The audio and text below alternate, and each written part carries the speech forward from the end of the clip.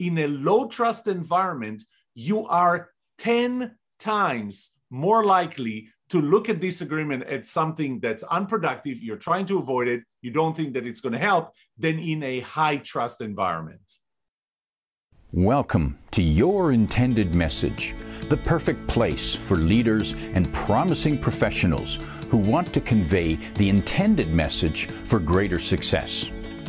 Every week, we interview experts who address the challenges and best practices to deliver your message effectively. That might be one-to-one, one-to-few, or one-to-many. And perhaps the most important conversation, one-to-self. I'm your host, George Torok. My guest today is Yoram Solomon. Here's 3 facts I believe you should know about Yoram. 1, so far, he's published 14 books, including the Book of Trust. 2, he served at the Israeli Defense Forces 35th Airborne Brigade. Better not mess with him. And 3, he shared his birthday with a few people I think you've heard of: Elvis Presley, David Bowie, Stephen Hawking, and Kim Jong-un. I can imagine the parties the group of you would have together and the stories you could tell if you could all get together on the same day. And if you're wondering, folks, what date is Elvis's birthday, it's January the 8th. Yoram, welcome to Your Intended Message. George, thank you for having me. Yoram, delighted to be talking with you today on the topic of trust. And it's curious that on my wall here, among other reminders I have for me, and on the whiteboard off to my side here, I have a checklist process to create an agreement, a service and agreement. And I've got 5 steps. And the first step is to establish trust. Before we talk about service, before we talk about price, before we talk about delivery, I think it's got to start with trust. And even though we probably know that, why do you think so many people mess up the trust equation? What did they get wrong? I think that today we are very focused on the tactics. We're very focused on doing something very, very specific. And for me, in my personal journey that led me to where I am today, I started with innovation. You started with messaging and communications. I started with innovation. And what I realized after a while is that companies cannot innovate if they don't have a culture of innovation. And that was actually the topic of my doctoral research for 2 years. But one day I realized that even innovation culture, if you start breaking it down into the components of it, there is not a single component that will exist in a positive way if you didn't have trust as the foundation. And so the analogy to me was that you don't start with innovation, because this would be just like starting to build a building from the 2nd floor. You don't start with innovation culture, because that would be like starting to build from the 1st floor. You have to start with the foundation. And we typically focus on those things that we need to accomplish, we need to achieve, we need to communicate today, rather than what is the foundation for that message to be delivered in an effective way, in a creative way. Now that's interesting. I was talking with a colleague who was telling me that they were trying to create more. They wanted to inspire more creative thinking and ideas in their meetings, and they were frustrated that people weren't engaging in creative thinking or even speaking creatively. Do you think maybe there wasn't enough trust there? Oh, so exactly. I mean, this was exactly the path that I took, because I in my research, what I found was that one of the most important parts to be creative, for a team to be creative, is the ability to hold something that I call constructive disagreement. It's, George, when you and I can argue passionately over something on the 2 opposite sides of this, and yet stay friends and even become more of friends than we were before. And we're never taking it personally. We never become emotional. We are passionate, but not emotional. We're not irrational. We stay rational. We stay pragmatic. And in one of my studies, I found that I asked people, what do you feel about disagreement in the workplace? And some people said, I would rather not disagree. I try to avoid it. Some people think that it's just unproductive. Some people think that it can lead to confrontations and conflict, and they try to avoid it altogether. And then there are a few people who said that I feel that I can argue with someone and stay friends. Some say I feel that I can passionately argue and stay friends. And when I broke it down, I asked additional questions about trust, the level of trust. And when I correlated, here's what I found. In a low trust environment, you are 10 times more likely to look at disagreement as something that's unproductive, you're trying to avoid it, you don't think that it's going to help, than in a high trust environment. And I can certainly account for working in a low trust environment at one time. And it was, don't tell anyone what you're thinking. You don't want them to know. And fortunately, I didn't stay there very long. and I suppose in any team, if you want to build a team, the leader's got to go first. So how does the leader go first to build trust?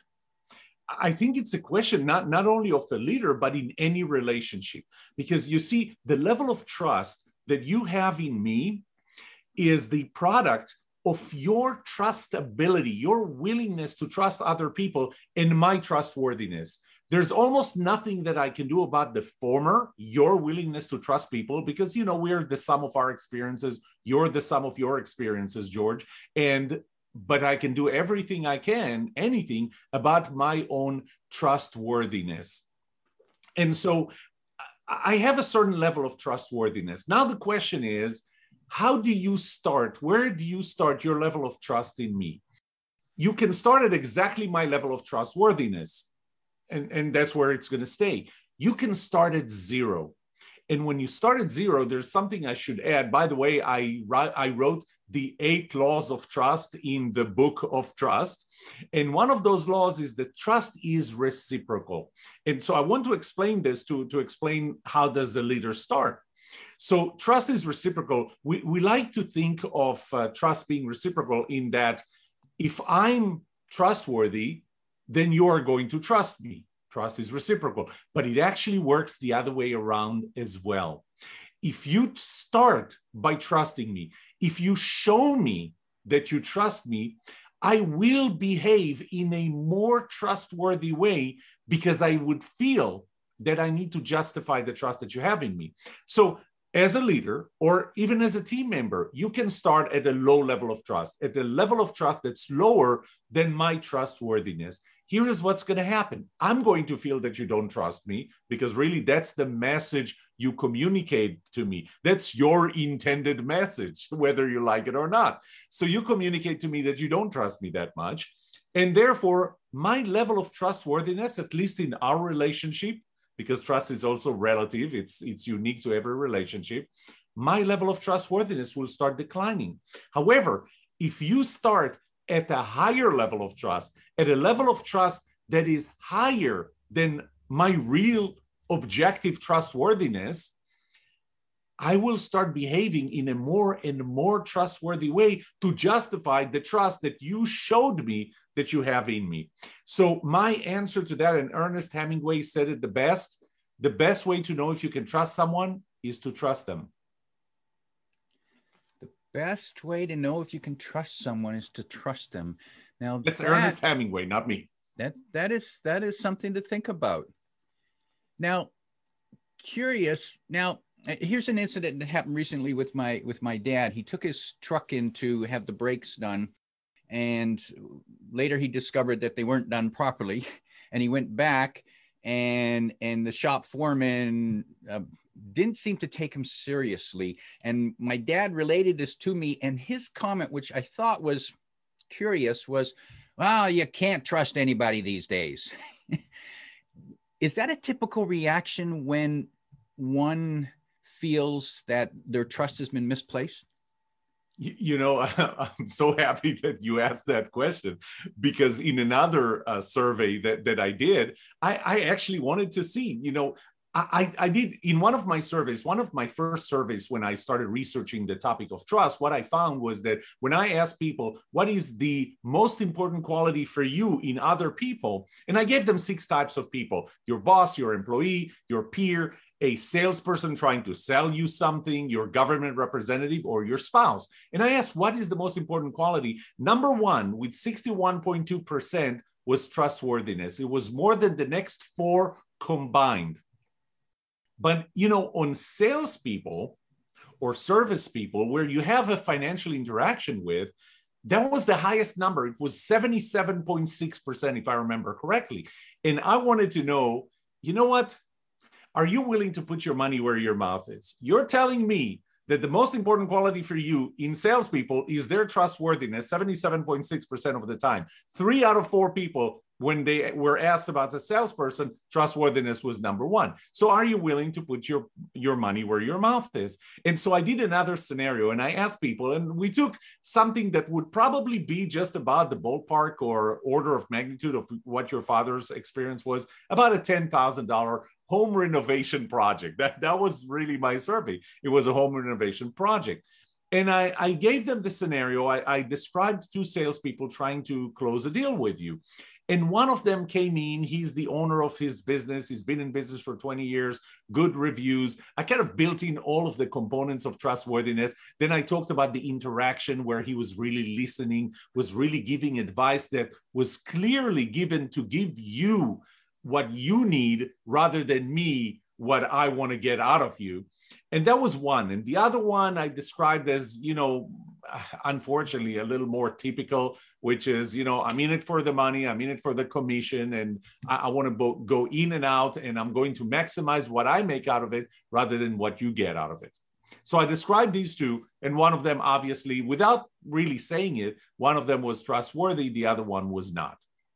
And then I asked, at the end of the day, both of them gave you quotes. The quotes were identical. Which one would you choose? Well, people thought when I asked this question, people think it's a trick question. It's not a trick question. I mean, obviously, you're going to go with the trustworthy one. But then when I asked, what if the trustworthy one would have asked for 10% higher price? George, 100% still went with the trustworthy one. 10% higher price. $11,000, $1,000 more, 100%.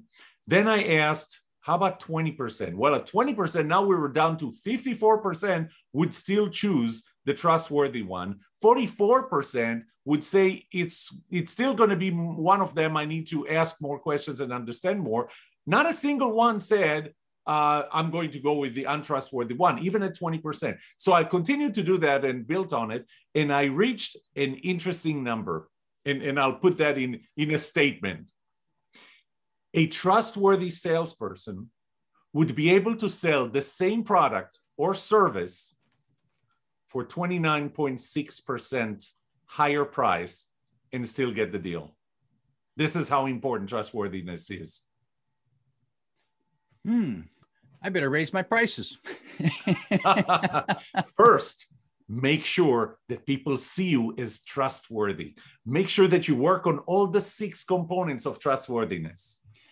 Yoram, please tell us what those 6 components are, because I'm sure there's people out there who want that 29.6%. If only they could appear and both be and appear to be more trustworthy. What are those 6 components?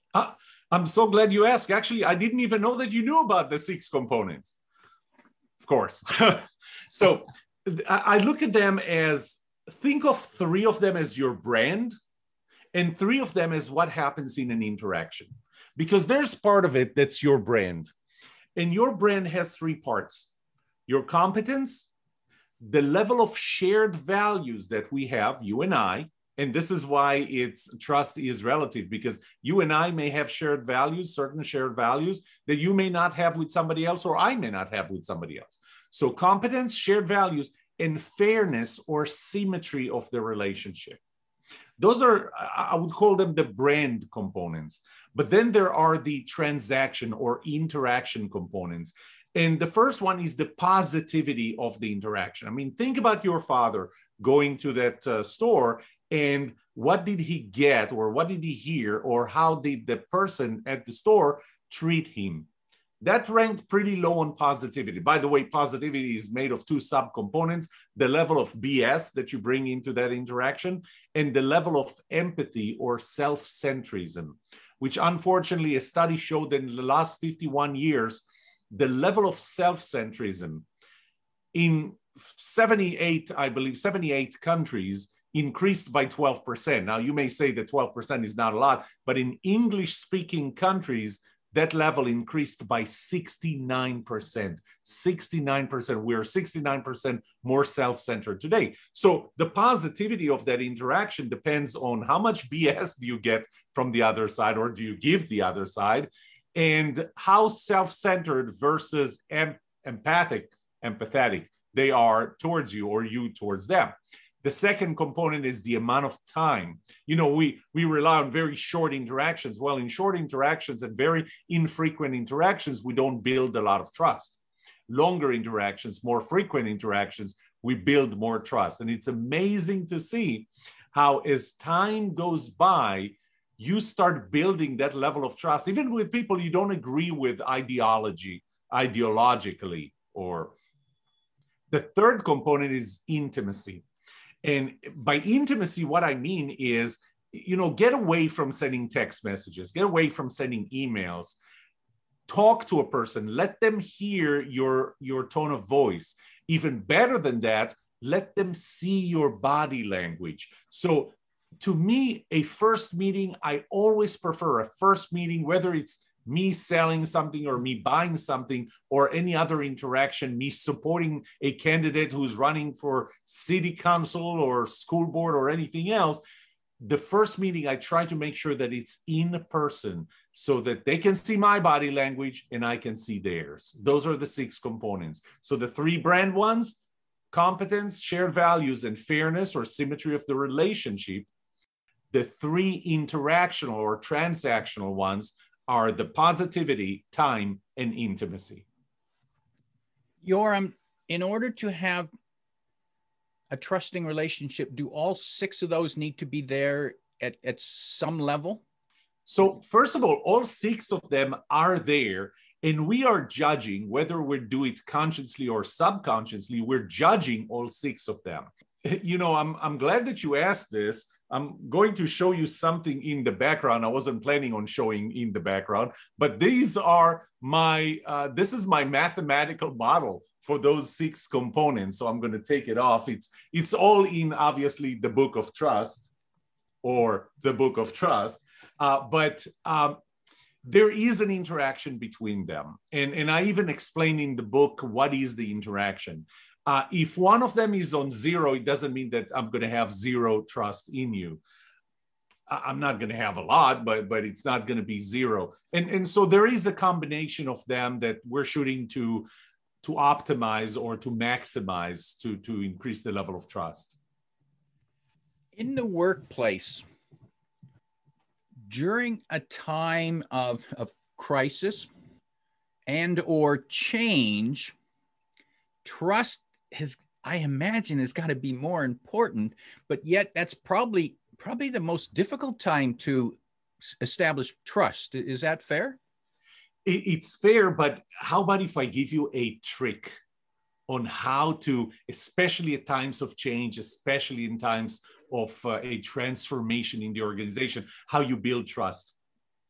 You know, I told you about shared values, and there are actually 3 types. We're digging a level down now. There are 3 types of shared values.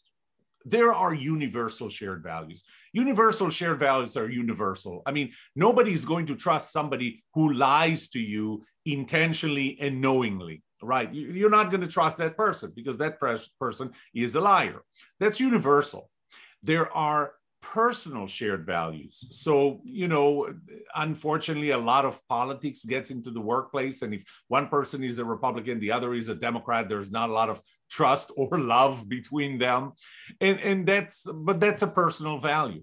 But then there's also I call it situational shared values. And situational shared values is, in lack of a better term, a common enemy.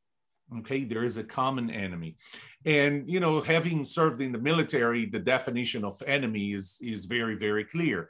It's the people who shoot at you. They're your enemy. The people who shoot in the same direction as you, they're not the enemy. It's very simple. It's black and white there. But when it gets to the workplace or anything other than the military standard definition of the word enemy, if you can identify a shared enemy, that helps build trust in the form of shared values. The shared enemy can be a person, our boss, what he did and how he did this and so on. And the fact that you and I feel the same actually builds a bond of trust between you and me. But a shared enemy can be a budget, a schedule, a competitor, or anything else. So the sooner you can identify a shared enemy, and unfortunately, they're so much easier to spot, unfortunately or fortunately, they're so much easier to spot when the organization is undergoing a transformation or a change, a significant change. They're easy to spot. And as long as you and I realize that we have the same perspective on them, we have a shared value. It's a circumstantial, a situational shared value, and we build trust faster. Now, I'm curious, does that mean that a quick way for a boss to get the team to connect with each other is to treat them all like crap, and the boss becomes the shared enemy? I'm so glad you took this out of what I said. You have to keep in mind that if you look at the boss as someone who's outside of the team, then yes, you're right. I mean, a mean boss is going to bond the team, but the team is not going to be a significant part of the company and its vision and its objectives, because the boss is all of a sudden not part of it. Yoram, has there been a time in your life when there was someone or something that you trusted and they did something changed, and you have never trusted them again? Has that ever happened to you? It has. It obviously has several times in my life. I don't want to go into very specific descriptions or name names. I will name the names downstairs in the No, I'm not. I'm not going to name the names. But I'll. What did they do? What did they do that destroyed your trust? The biggest thing for me is, and I'll kind of tell you part of the story, but different people react differently to if there's something that, let's imagine that you're traveling, okay? You're traveling somewhere and something happens to a family member. Now you're in travel. There's nothing that you can do about it. Would you want to know about it? Now, from my perspective, I look at you and I go, well, there's nothing you can do about it, George. So, why should I tell you? Why should I, affect your trip and so on? Well, different people would prefer different things. So for me, for example, I would want to know, even if I can't do anything, I would want to know. And it was one time that I came from a trip to find out that somebody was not telling me something because it might, affect me, and there's nothing I can do about it. And that lack of transparency really hurt me. When I talked about the truth, there's the truth, the whole truth, and nothing but the truth. And so I want to know the truth, the whole truth, and nothing but the truth. If there's something that you can't tell me because it's confidential, some leaders would say, I don't know anything about that. And that they're lying to you. That loses trust. That loses your trust. That happened to me too. When someone, someone who was in a position of power knew something about a reorganization in our group. And, I went to her and I said, look, I know what's happening, and can you give me more detail? And she said, I don't know what you're talking about. And I said, look, not only that you know what I'm talking about, you know that I know. And so there are people who would say, I don't know, play dumb. You lose trust that way, especially if I know. The second is when people say, I'll tell you, but don't tell anybody that I told you. I know that initially you would think, oh, this is great. So they are telling me. But from that moment on, you would know that this is a person who's going to disclose confidential information, including yours. My preference would always be when somebody says, look, I cannot discuss these things with you. Something is going on. All I need you to know is one thing, George. I've got your back. We're going through a change. I can't tell you the details, but I've got your back. Well, it takes a long time of building that level of trust where you, George, would say, you know what? Yoram has my back. I don't need to worry about that. I don't need more details. When you first meet someone, perhaps you're hiring new people to join your team, and you sit down and you want to make the right decision, and we've got all these questions we go through, but what characteristics or habits could you look for that suggests that this person could be trusted, or, it's worth checking out more? And at the same time, what red flags would tell you, nope, push him out the door?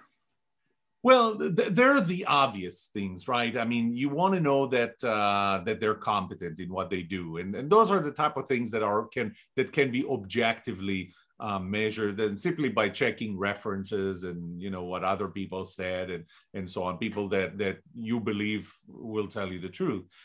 Shared values are things that you can start asking about. You got to be careful, obviously, with what you ask and what's not appropriate to ask. But the longer you have the conversation, the more you feel that you have asked questions that make you feel that we have some shared values. Here's a biggie, okay? And that is Albert Mehrabian published a book in 1971 called Silent Messages. And this is, everybody quotes this. And since you're in the area of communications and your podcast, your intended message is in the area of communications, you know that a lot of people misquoted him to say that, communication is conveyed 7% through your words, 38% through your tone of voice, and 55% through your body language. That's a misquote of him. He really talked about liking, and he talked about feelings that you have towards another person. And I even went deeper than that. But he wrote something that was brilliant in the foreword to that 1971 book. He wrote, when your message, when your nonverbal communications disagree or are in conflict with the words that you use, with your verbal communications, people mistrust you. I butchered it a little, but in essence, this is something, and this is, by the way, why it is so important for me to see you and hear you, especially in the first meeting, because what I'm doing, and in my case, having been a researcher of trust for the last 13 years, I'm doing it a lot more consciously than other people, but for other people, this might happen subconsciously. I see it's not whether what you say is what I want you to say, as it is what you're saying and what your body language and tone of voice are saying, are they consistent? I would rather you be consistent with your body language and what you say, body language, tone of voice, everything nonverbal. I would rather you be consistent and say something I'm not crazy about than if you say exactly what I want to hear, but your body language, your nonverbal communication, and your verbal communication are consistent. That, to me, when it's inconsistent, that's a major red flag. And I got to a point where I would never hire somebody like that. And I'm glad you point out that misrepresentation of Albert Mehrabian's numbers. It wasn't about communication. It was about likability. And that interesting that you point out that when the visual, the body language it contrasts with the words, that's when we have a disruption. That's when we're thinking there's something wrong here. It's not making sense. And that again, that goes back into that one component, one of the three components of the interaction or transaction between us, intimacy. You're not going to know that. And unfortunately, you know what we do when we don't see the person or we don't hear the person, we read? we make assumptions. And when we make assumptions, we could be wrong. You know, I have to tell you, especially because your podcast, Your Intended Message, deals with communications, I have to tell you a story that just happened to me this week on Tuesday. So I'm very involved with our local politics. I served on the Plano Independent School District Board of Trustees, and I helped other candidates get elected. Well, I helped a candidate get elected 2 years ago, and about a year ago, she stopped communicating with me. And I thought, you know, she was pretty, I don't know. I mean, I really didn't know why she stopped communicating with me. Well, I helped a few other candidates get elected. And this week, last Tuesday, was they took the oath of office. And so I saw that trustee who has not communicated with me for a year. And I went to her and I asked her, hey, what happened? Why did you stop communicating with me? And she said, I could ask you the same question. I thought, wait, I stopped communicating with you? And she showed me a text that she had sent me. And as it turns out, when that text showed up in my phone, because we found it on my phone, it had no caller ID associated. And I looked at my answer and I could feel what I felt at that moment. Somebody was asking. I didn't know who that person was. Unfortunately, I didn't do what I would recommend anybody does. And that is, before you answer, just say, can't recognize the number. Who is this, please? And I didn't do that. I made an assumption of who this person was. I was wrong in that assumption. So the way I answered, she looked at the answer and she said, whoa, this is how he's answering me. I don't know why he doesn't want to stay in touch with me. A year went by. We made assumptions about the other person, assumptions that would not have happened if that was a face-to-face interaction. Powerful lesson. Great reminder. Yoram, I know you have some helpful resources on your website for people who are interested in learning more about how to build and maintain trust. Your website, tell us where it is, please. Yes, it's not just my website. My website is yoramsolomon.com. But even more than that, George, I made something specifically for your listeners and your viewers. So if they go to yoramsolomon.com/your-intended-message, it is going to look just like this. This is a page that's especially made for your listeners, and it has some resources. It has videos. It has links to videos. It has links to the books, as you mentioned, 14 books, including the Book of Trust. It even has a coupon, a discount coupon for my Trusted at Work series of courses. So all of this is made especially for your viewers, and it's at yoramsolomon.com/your-intended-message. That's the website. It's at yoramsolomon.com /your-intended-message. And Yoram, in case you're wondering, is spelled Y-O-R-A-M.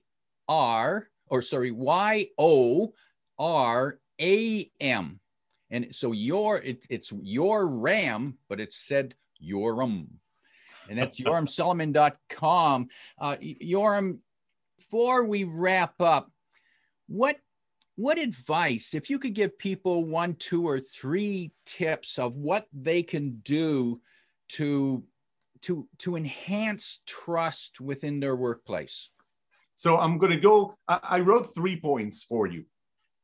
I'll start with number 3. Number 3 is less BS, more empathy, and higher intimacy. I already talked about that. You're meeting someone for the first time, meet them in person. When you communicate with them, less BS and more empathy. Number 2 is say what you mean. And when my daughter went to a PACE class, which is for more advanced students when she was in elementary school, there was a sign on the wall that I really loved. And it said, say what you mean what you say, don't be mean when you say it. So the importance, and I go back to the intimacy and the consistency of your words and your body language, because when you say what you mean, that consistency comes across. When you don't say what you mean, what you say is what I hear, what you mean is what I see in your body language, and I can feel the inconsistency. But the first one that I want them to take, I want your viewers to take, is to own your side of miscommunications. You know, communications is about me sending a message from my brain to your brain. That's the hope. The hope is that exactly what started in my brain ends in your brain. Well, here's what happens in reality. Something forms in my brain, and then it comes out of my mouth. Did it ever happen to you that the words that came out of your mouth were not what started in your brain, or it sounded so much better in your head? Well, but it's still, this is what came out of my mouth. Then something hit your ears. Well, there's noise. I don't know if you heard, somebody was apparently mowing the lawn outside of my house. Not exactly outside, but it was pretty close. So, of course, perfect timing. But there's noise, and the noise prevents you from hearing exactly what comes out of my mouth. And then there is the prism of your cognitive abilities and thoughts and assumptions and notions and everything that changes that message from your ears to your brain. The end of this is that what started in my brain is not exactly what ended in your brain. And the big question is, obviously, whose fault is it? And, you know, we like to say it's the other person. So, George, you did not understand a single word of what I said. Well, when I say this to you, I put you on the defense. By the way, on the flip side, and you're not cooperative when you do that. On the flip side, if you said something that I didn't understand, I'm going to say, George, you can't explain anything. Once again, I put you on the defense. However, miscommunication is owned by both of us. If I take ownership to my side, such as, George, that's not exactly what I meant. Let me try and say it in a different way. Maybe I'll explain it better. Now you're not on the defense. Now you're trying to help me convey the message. And that's effective communication. That's how I get my intended message to you. Or in the other way around, if you're trying to get your intended message to me, then, and I didn't get it, I would say, George, I don't think I understood what you meant. Is there another way you can say it to me that I'll understand it? Once again, not putting you on the defense. So that would be my number one, on your side of miscommunication. Powerful advice. A lot of valuable and thoughtful ideas in there, Yoram. I appreciate that. My guest today is Yoram Solomon, reminding you that trust will get you 29.6% more when you're selling. If you like what you heard, remember to like, comment, and share this podcast. Come back every week for more practical insights to help you deliver your intended message. I'm your host, George Torok.